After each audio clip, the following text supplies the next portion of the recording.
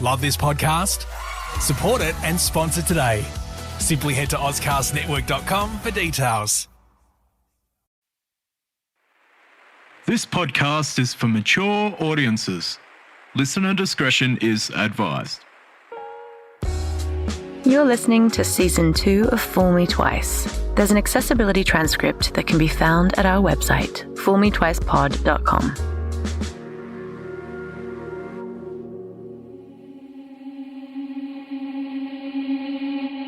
Beware, my friend, trouble roads are to come. Tall grass on snakes fall not for their charm. Lift your head, forget the dance in your pride. Sometimes in life we need to be fooled twice.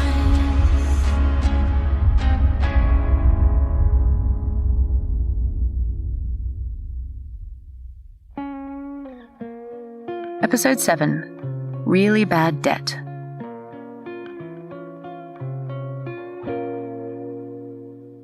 Listen to this description of a De Beers TV ad I found on YouTube from the 90s. And yes, it looks just as cheesy as it sounds.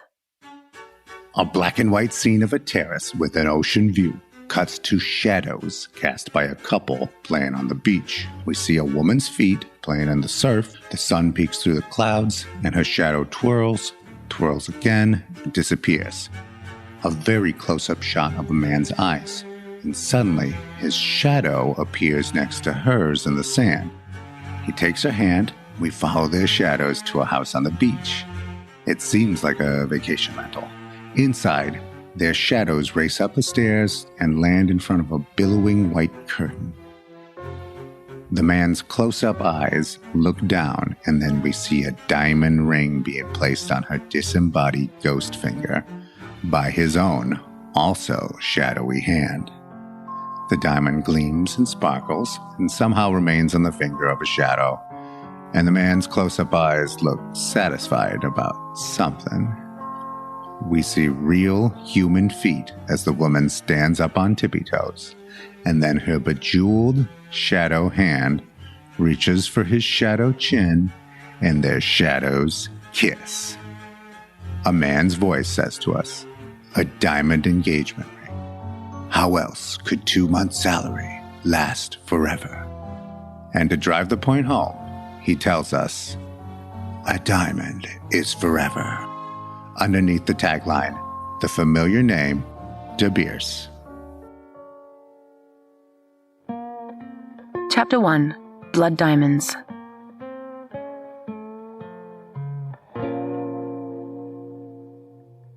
Do you know the movie Blood Diamond? That's a great movie that gives a lot of information about, the story of conflict diamonds. And I feel that, any kind of goods or commodity that creates wealth in a country creates conflict. Whether it be coffee or gold or whatever it might be, and it was diamonds in Africa. I won't go into all the story of Blood Diamond, but it was, it was really back in the early 80s. To curb the illicit trade of blood diamonds, the Kimberley process was introduced. All of the ethical diamond traders have to have a Kimberley process certificate to be able to buy and trade rough. That's the raw diamond that comes out of the earth. So all of my trading partners have a Kimberley process certification. However, it's impossible for me to guarantee with 100% conviction that every single diamond that I sell is blood-free, is a blood-free diamond. And that's because it's impossible to, with 100% conviction, certify the origin of a diamond. Because diamonds are 100% crystallized carbon, and they are exactly the same world over.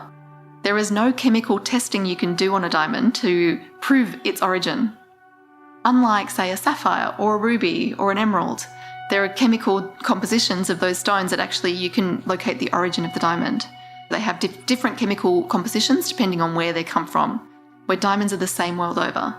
So there's no way to guarantee where the diamond has come from or when it was mined.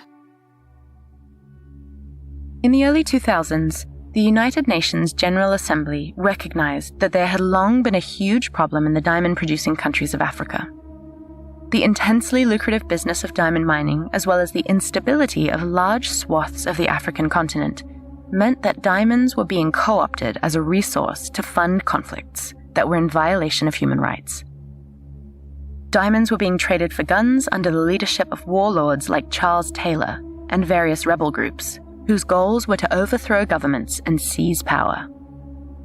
Taylor initiated the First Liberian Civil War, and after battling with Prince Johnson's rebel group, Independent National Patriotic Front of Liberia, gained control of a large proportion of the country.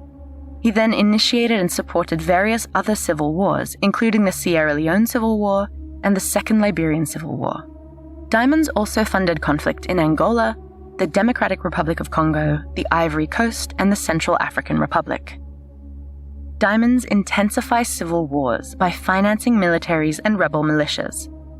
Armed groups often use force to seize or control diamond wealth, with rival groups also fighting to control diamond-rich territory.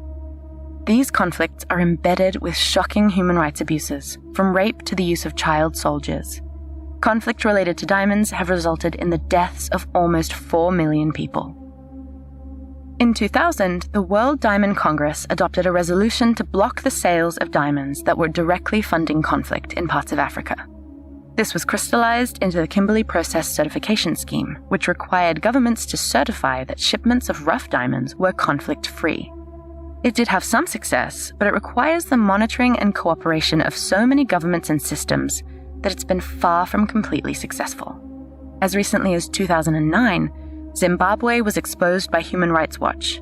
According to reports, the Mugabe government was said to be using the army and police to kill and abuse Zimbabweans in an effort to control the diamond fields.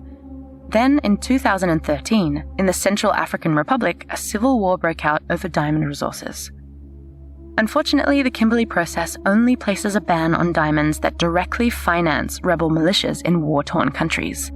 When diamond miners are killed or physically harmed by their own governments or by security guards working for mining companies, the Kimberley Process almost never takes action. It still certifies these diamonds as being conflict-free. Here's more from the diamond miner. So I've done a few trips now. I got to a stage where we had our own factory and we had our own workers and we had our own machines and we had our own things. At this time, right, I got introduced to the top diamond guy in India. Like, there was no one above this guy. I mean, to get to this guy, I had to walk past soldiers. So this guy turns around and says to me, right, this is when I'm on the high, right? I'm thinking I'm the cool guy here. He says to me, he says, what are you worth, right? So I says, nothing or anywhere close to whatever you're worth, right? He says, whatever you're worth, put everything you've got into gold. Now, 2007, price of gold was $98. And I was thinking, oh my God, that's more than the price of an ounce of marijuana, right? Because when I was in Amsterdam, an ounce there was $140. An ounce of gold, it was $98. And I was thinking, that's crazy. Why would I want to spend $98 on an ounce of gold? I can't carry that. I can't wrap that around my balls and fly about with that. So I didn't want to tell him. I says, okay, that's a good. Thanks for telling me that information. I'll keep that on board. Going forward to the future, I should have listened to that guy, because that $98 an ounce shot up to $1,700 an ounce in the space of a year and a half.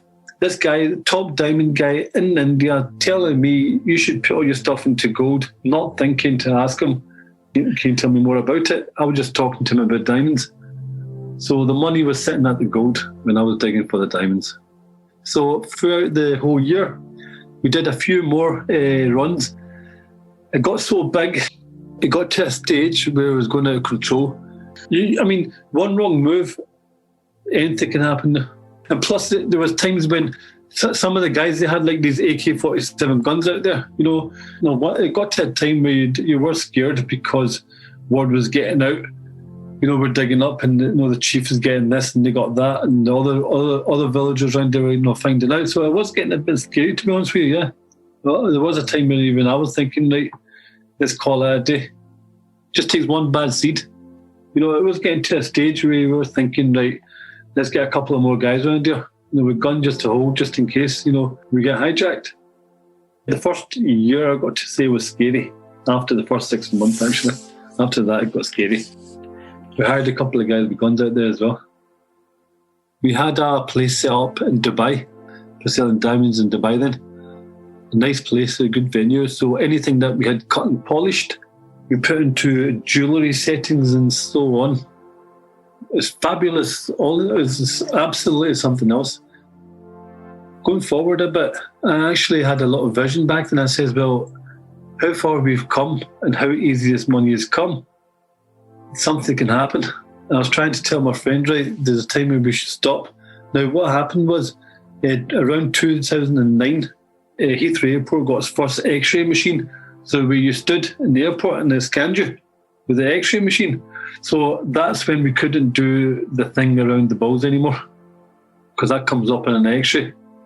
So I was starting to bring them to the UK, you see. I was bringing them down to London, smuggling them back out again to different parts of Europe. Had it not been for the X-ray machines, I think we would have continued.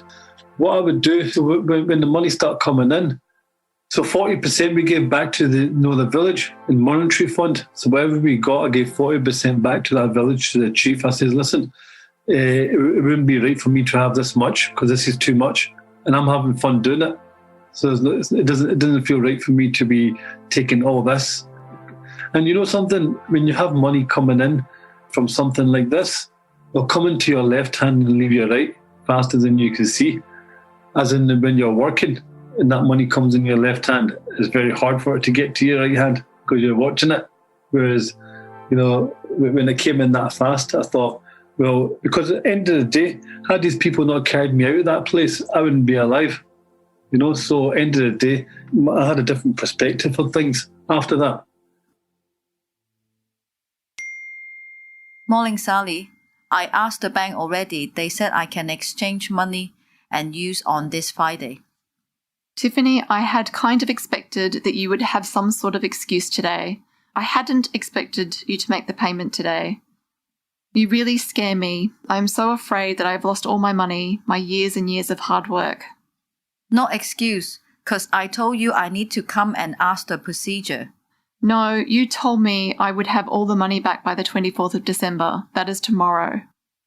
'Cause this is my first time for sold the China house, I don't know the procedure. If I cheat you, no need told you on Friday. I trusted you that you would return the money by the 24th of December. That's why I gave you the extra time. 'Cause the RMB have limited quota to exchange.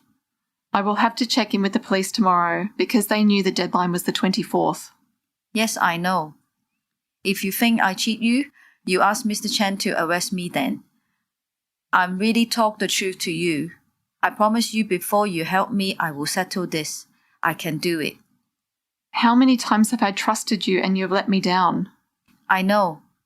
So how can I say? Just want to solve the problem. You know me. I'm just so disappointed. I was really hoping to have a happy Christmas this year. Yes, I really can be pay you. Don't know how can say you trust me. This has been a hard year. I was really hoping it would end with a good result. Can you pay anything this week until Friday to prove to me that you can pay anything at all?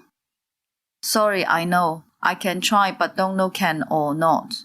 'Cause I lent many friends before. But I will try. Maybe try below 100,000. i.e. pay an amount every day this week and complete the payment by Friday. The outstanding now is 1.57 million. I tell you open, I haven't more money to pay you on every day, so I need sell this and get the money to pay you back, 'cause I don't want go in again. But I can try to ask someone who can help. Yes, please ask someone to help. This is a problem that you have created for yourself, not my problem. Yes, I try. My problem is the loss of a huge amount of money. Either you pay or you suffer the consequences. I'm getting tired of being so forgiving. Yes, I know. I can get the money on Friday, then I transfer you all on Friday in BOC. No need wait. Okay, this is your last chance, Tiffany. Please try and show your commitment by making some payment to me during this week and the balance by Friday. Okay, Sally, I will do it.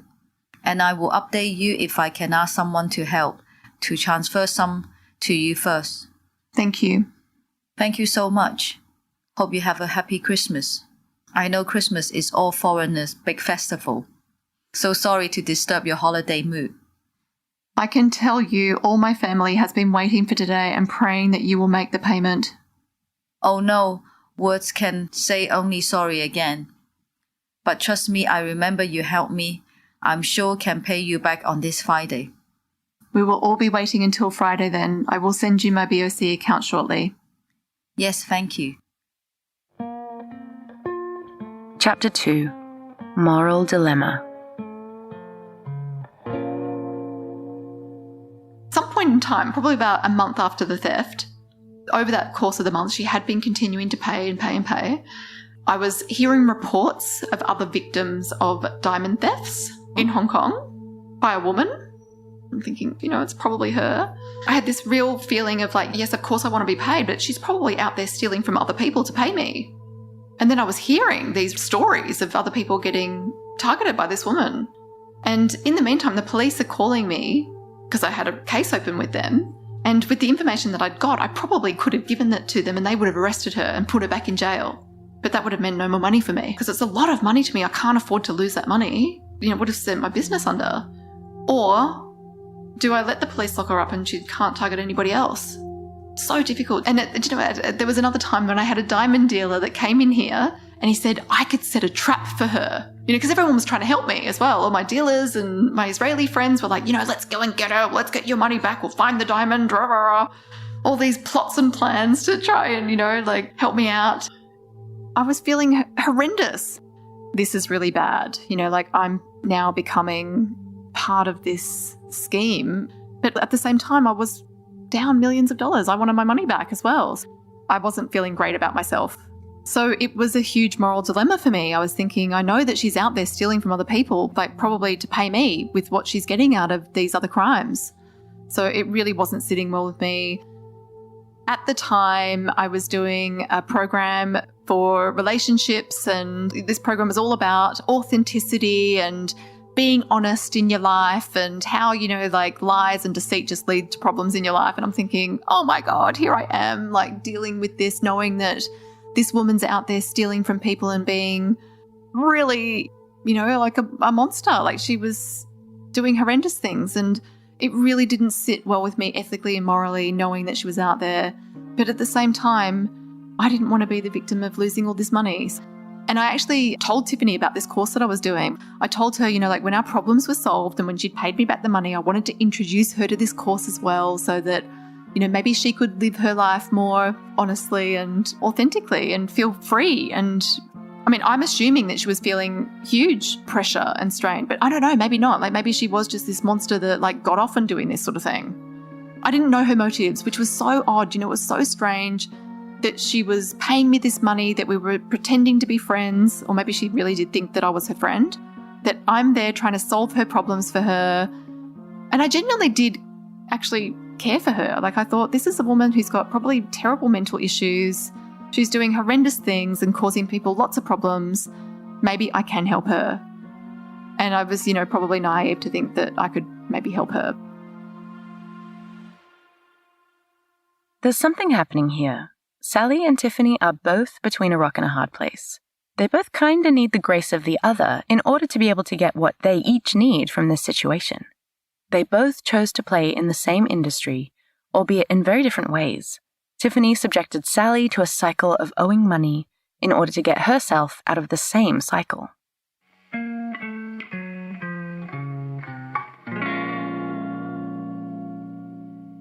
Here's Sally's assistant. Mind you, she was still keeping in touch with us. She wasn't avoiding our calls. She wasn't avoiding our messages. She was engaging with us the entire time. So, we thought, okay, let's just hold out some hope here. From there, if we look from October 24th onwards, she actually did settle around 1.2 million Hong Kong dollars.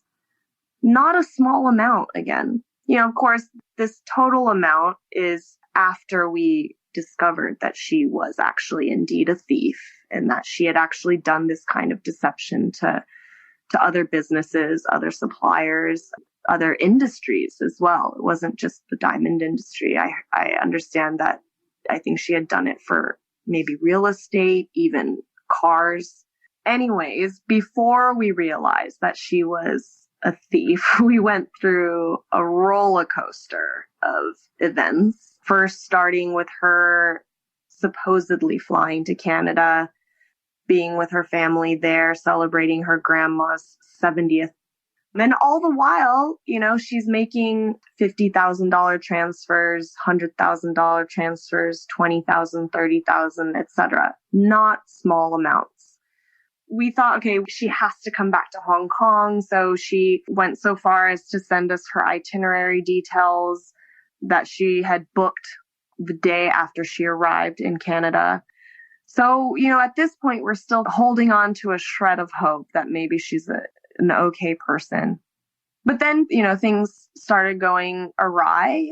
Various suspicious things occurred, such as suddenly the day before she was supposed to leave to come to Hong Kong, she said she got hospitalized from food poisoning. She sent us pictures where she had an IV drip, and she had even the oxygen tank, the thing that goes into your nose. She sent us these pictures, and she said, "I'm so sorry. I got food poisoning at my grandma's party last night, and I'm in the hospital. The reception's really bad here, but I'm still going to arrange some bank transfers." So she was still arranging bank transfers while she was supposedly in the hospital. And then, so she sent us a new itinerary because she said she had rebooked her flights. Even her flights were business class. So, in line with somebody who is wealthy and traveling. And then I think these are all things that we found out were later completely fabricated. And we only found this out after maybe a few days down the line when we actually called up the travel agency and acted as though we were her assistant. We asked a couple questions and he said, yeah, she keeps changing the flights, but she's never actually booked the flights. So I don't know what's going on. And we said, oh my gosh, she's just been playing us all along. Anyway, she supposedly came back to Hong Kong, and then she even had said something about how she had to go over to Macau because that's where one of her friends' bank accounts was located and they would be able to execute the bigger transfer for us, blah, blah, blah. Basically, everything just ended up being a lie. And at this point, Sally had returned. We had filled her in on everything. And I think at the Macau stage, we still thought maybe she was legitimate because she was still executing these bigger transfers. And then she had said, I'm going to make this one large transfer and then it'll settle everything. And I think Sally had set a deadline, like you have to be back in Hong Kong, all of this settled by 5 p.m. Otherwise, I'm going to go to the police and make a report. And she had said, oh, don't worry, like worst case scenario, I'll get a helicopter over. So these kind of comments where we're like, okay, it's feasible, I guess, if she is a crazy rich Asian, but otherwise, wow. I mean, just such an imagination. It was really pathological, obviously. And meanwhile, I also want to stress, she's still engaging with us regularly. She's never shy to pick up the phone, never shy to respond in messages. All things that, if it's a thief, you would think they would just drop off the face of the earth. She could have totally just dropped off the face of the earth. It would have been so much easier for her. So then we're starting to think, like, is she a charitable thief? Or does she like the attention? Or, what's going on? And eventually, I think we started doing the kind of research through our own channels, looking online, trying to search her name, her HKID.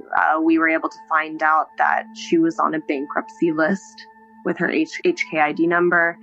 Then we found out that, all the tickets she had supposedly booked were never booked. They were just pending and never confirmed. And that's when we started just asking her, like, you're obviously playing us, right? So what's the end game? And she's, no, I'm not.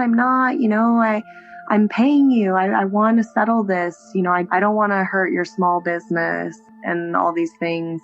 But, obviously it was a lie. And then we found out that she had other court cases against her, that she had actually gone to jail before for something similar. And I think that's when we realized that most likely we're not going to recoup all the money. But, why not just keep in touch with her and play friendly so that maybe we can recoup as much as possible. And I think she made a total of, around 28 transfers, totaling 1.259 million Hong Kong dollars. Also no small amount. So, it's still puzzling. What was she doing in the background? Was she robbing from Peter to pay Paul?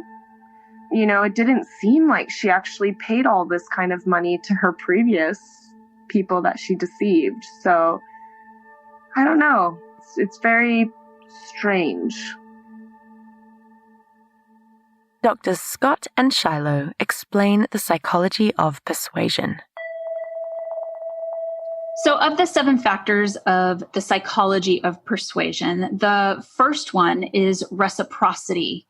So reciprocity works in the way in which you feel the need to repay someone a favor or a debt or maybe just a compliment. So an example would be your child gets an invite to a birthday party from one of their classmates. And maybe when your child's birthday rolls around, you were just planning on having family and friends, but because that child invited your child, you now feel like you need to repay that and invite them to the party. So someone who is a con artist that uses this idea of reciprocity to their advantage, what they want to do to be successful is to be the first to give the compliment or to give the first thing in the relationship and make sure it's personalized and make sure it's unexpected or that it looks that way, because that's how they're very successful at getting the person to then either say yes to something or get them invested in the relationship with this idea of reciprocity. The second element is scarcity. And essentially, this is the idea that people just want something more if it's limited or if it's one of a kind or unique. So this could be when we're ordering something online and it says, there's only 6 of these left, hurry up. You're more likely to add it to the basket if you think it's not going to be there tomorrow. It's an old sales tactic, essentially. The third idea in this list of things that persuade humans is authority. And individuals have the idea and the pull to follow the lead of experts. So somebody in a uniform can go a long way. Somebody wearing a lab coat represents authority, and we think that we should listen to them. If we see degrees on a wall, we are more likely to pay attention to the advice that that person is giving us. There's been tons of research done in all kinds of elements of business with authority. And it can be as easy as the receptionist that answers the front desk might say, oh, you're interested in closing escrow on your house. Let me send you over to James, who has 20 years of experience in closing escrows. And just because she changes her verbiage on the phone, that makes commitments and sales fly through the roof. Than if she had just said, great, let me put you through to James. So it's interesting because in a lot of business world, it can be ethical. It's totally fine to do that. And it costs nothing. But authority goes a long way. If you know there's some expertise behind the person that you're talking to, we feel at ease, we put our guard down, and we want to go along with what they have to say. So there are 4 others. Well, originally there were 6. So there were 3, and then 1 was added in 2016. But another one is consistency. And basically the consistency principle states that individuals will feel compelled to comply with the request if they perceive that it is consistent with what they have already publicly committed themselves to in your presence. So it's like That actually is understanding of someone who doesn't have these deficits in the brain structure of like, oh, I committed in front of my church congregation to follow through with this. I now have a commitment. I have to hold myself accountable, and I'm being held accountable to this social contract I have. Then we also have the next one is social proof. Individuals are more likely to say yes to your request if you give them proof or evidence that everyone around them, people just like them, have been saying yes to. I mean, that's basic advertising is, look, everybody's using this great new detergent that takes out every stain. You should use it too. That's a basic underlying of advertising principles. So the next one, of course, is liking. You know, if you like and know the requester, that always works to your advantage. It's a simple way to make things happen is to uncover similarities. And I remember the first time I bought a new car years ago, moving to Los Angeles, and I was such a rube, or I thought of myself as sort of a deep South redneck. And I got the biggest flim-flam from a car salesman. And even being young and relatively dumb, going, that guy's full of shit. You don't have anything in common with me. And you're just like basically buttering me up like we are best friends. But I mean, even though I didn't fall for it, and there's a reason I didn't fall for it, most people generally tend to. I fall for other things, but I didn't fall for that one. And then our last one is going to be the unity principle. And Dr. Cialdini proposed this in 2016. And it's that the more that we identify ourselves with others, the more we are influenced by others. So the more you identify with your clan, with your tribe, the more likely you are to take on and not question those beliefs. And a con artist is really good at taking advantage of that. I'm just like you. You should trust me. We have all of this in common. We are the same person, basically. And there's no one more convincing of that than someone who scores high on narcissism, because the narcissist wants you to be just like them.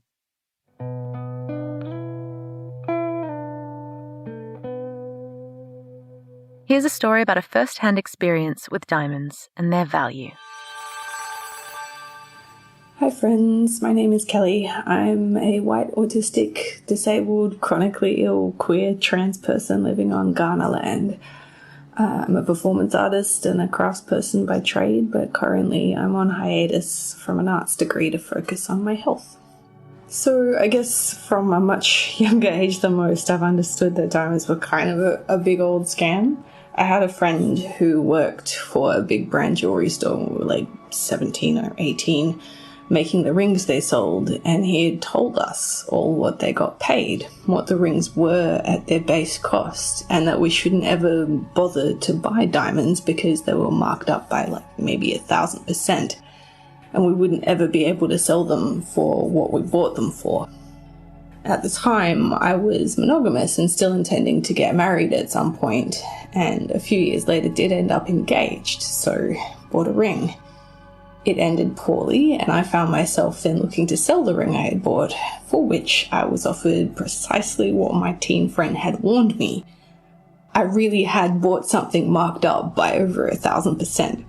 So a ring I had bought for $350 ended up being offered only $30 for, and I decided not to sell it because it felt like I could surely do something with it that felt better. I still have it somewhere, and I wonder if it would be worth even less now. Years later, I ended up spending some time busking during the summer between starting a new job. One day in the days before Christmas, a woman came up and put a big old diamond ring in my basket.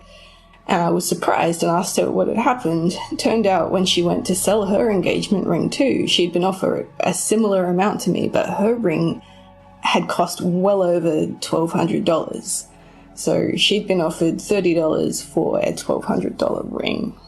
Wild. There are a number of other great marriage traditions that have existed for longer in all cultures.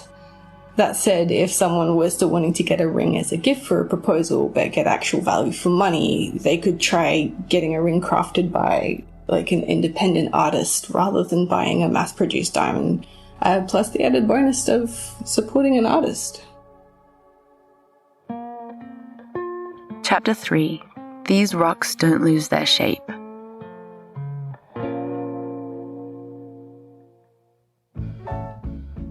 Have you ever listened to the lyrics of Marilyn Monroe's song, Diamonds Are a Girl's Best Friend? A kiss may be grand, but it won't pay the rental on your humble flat. He's your guy when stocks are high, but beware when they start to descend. At a glance, this song is an anthem to superficial diamond-digging women everywhere. Madonna took this concept and ran with it in her 1984 song Material Girl. But look a little deeper, and you'll see that these are directly subversive lyrics, warning women that unless they ask for diamonds as collateral, they could easily be left high and dry. It's very important to look at the timing and context of when this song came out.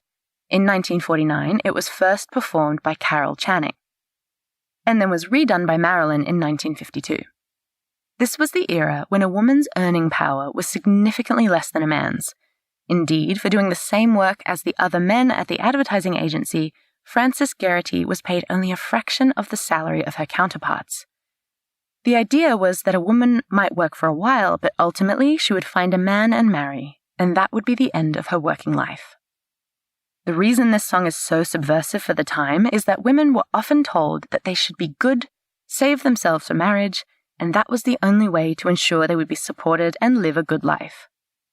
The song says to women, hey, go live your life, but be careful, because men are not reliable. You need to take out your own insurance policy, and that policy is diamonds.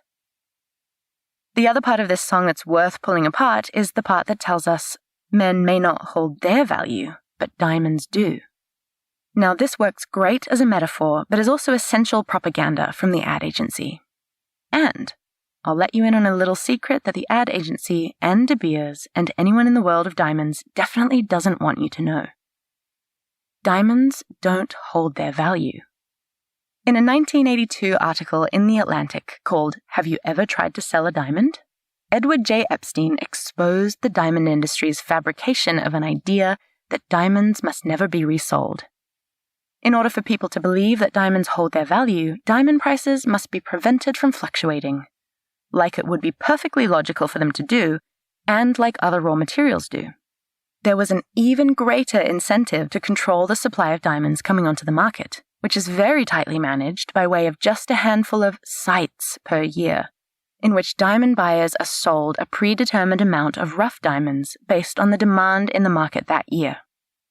Epstein, in his article, tells us, except for those few stones that have been destroyed, every diamond that has been found and cut into a jewel still exists today, and is literally in the public's hands.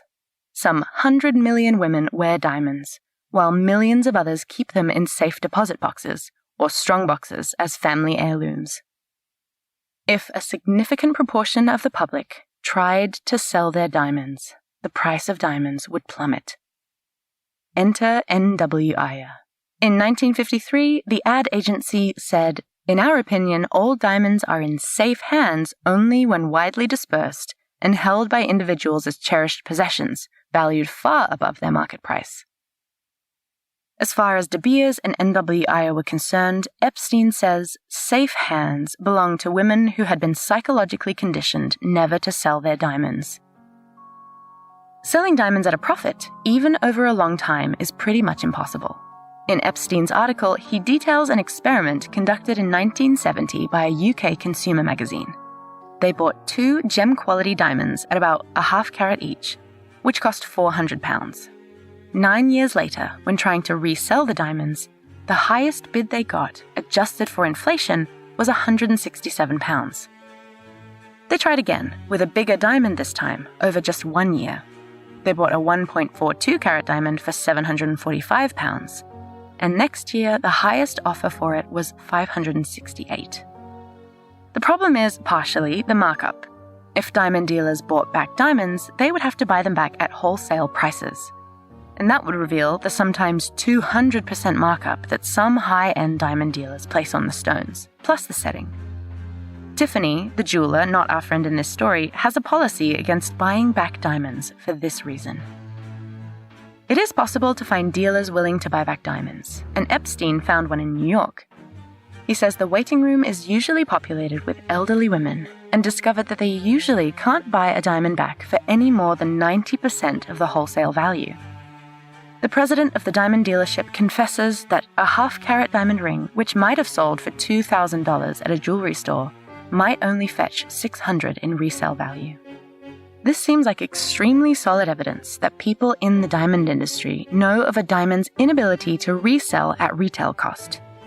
The thing that's surprising, and gives everyone the sense that something dodgy has gone down, is that Diamond Selection bought the stone at about half the market value and supposedly paid Tiffany in cash without giving her a receipt.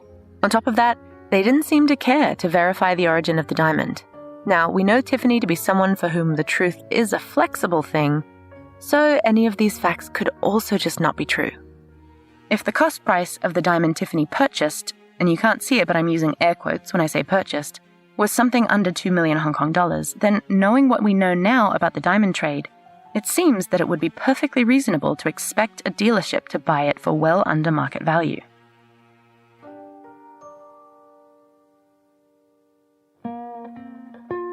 Chapter 4. The payments are still coming in.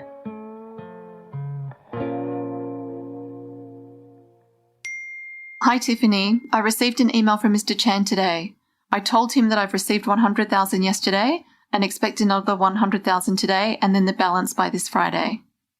After the 100,000 yesterday, the balance is now 1.47 million. Yes, should be settled before on this Friday. I will ask the bank on today and reconfirm the payment. I will transfer the payment to you on today around 6 p.m. after I'm back from Shenzhen. Okay, sure. Please update me when done. Sure. Happy New Year. Once we can settle all the payment, we can celebrate. Thanks, Tiffany. Same to you. I plan to keep my promise to you. Once all this financial problem is sorted for me, I would like to help you with your life. Yep. Thank you, Sally. I want to help you make your new decade a much better one for you. You are really a good person. I need to learn from you.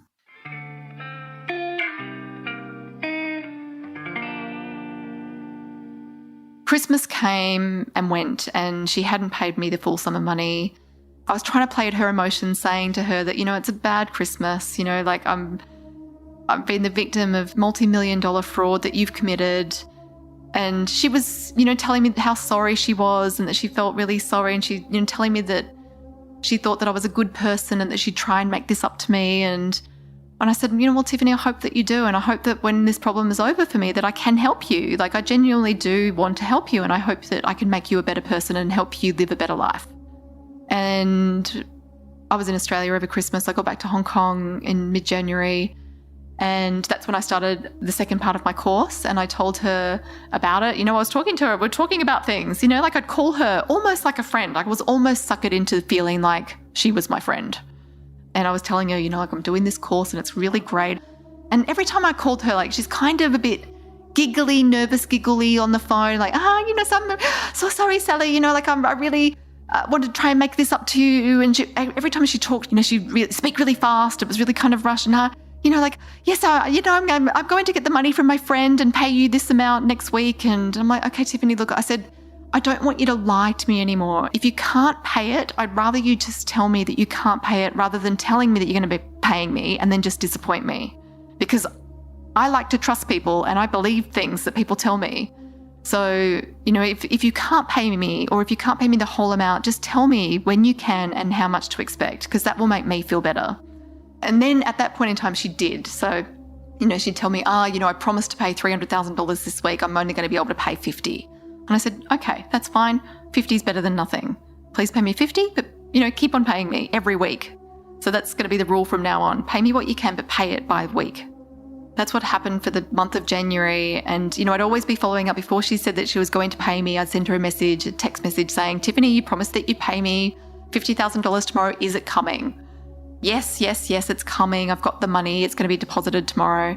And then it would come. I'm like, okay, good. She's standing by her word. And at this point in time, I think we'd got back 2.1 million. And, I thought maybe there's a chance that she will pay all of this back. And then with my course that I was doing, the course is 3 days long and then an evening. And you're encouraged to bring a friend along to the evening. And I told her that the graduation of my program is going to be on this Tuesday evening, and I invited her to come. And she said, yes. And I'm like, wow, okay. I said, Tiffany, like, maybe this program could change your life, you know? Like, I mean, you're obviously in a lot of trouble. I'm sure you're looking at ways to, you know, like, get out of the trouble that you've caused. And she said, well, you know, like, I'll pay you the whole amount that I have due, which is, you know, I think at that point it was like $1.4 million. I'll pay you everything by I think it was like, she promised by this Saturday or Sunday, and then we can meet on the Tuesday evening. And I'm like, amazing, this sounds great. And she told me that she was going to pay me this large sum because she was getting a big windfall out of something. And I'm like, okay, good.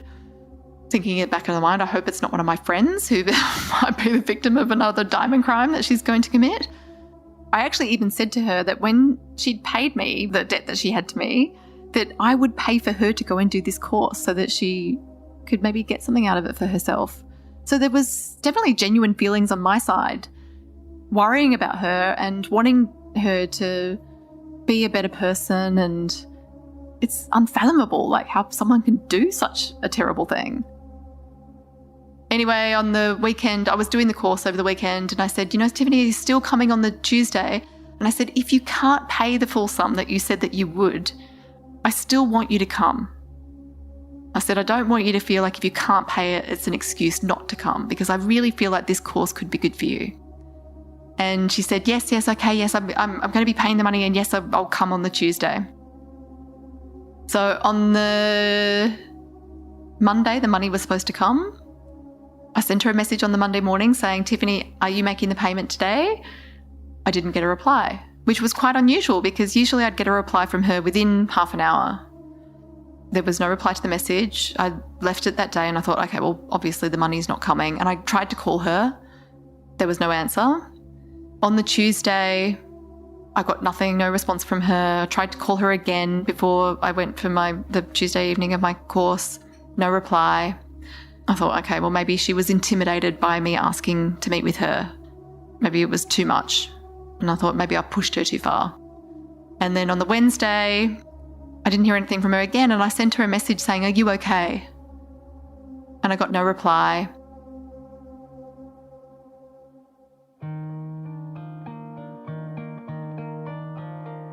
Make sure you subscribe so that you can catch the next episode when something will happen that might make you want to sit down, or lie down if you're already sitting. It's a big one. Talk to you then.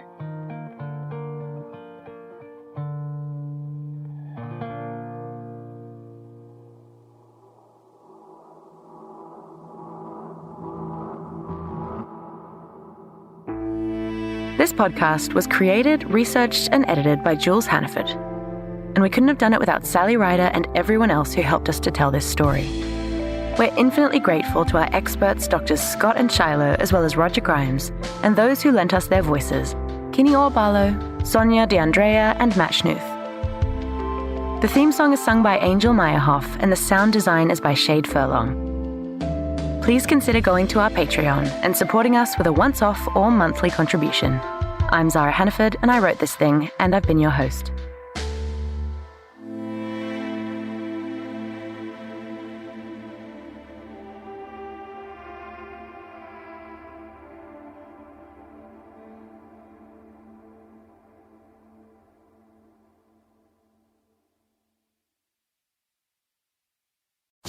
Love this podcast? Support it and sponsor today. Simply head to AuscastNetwork.com for details.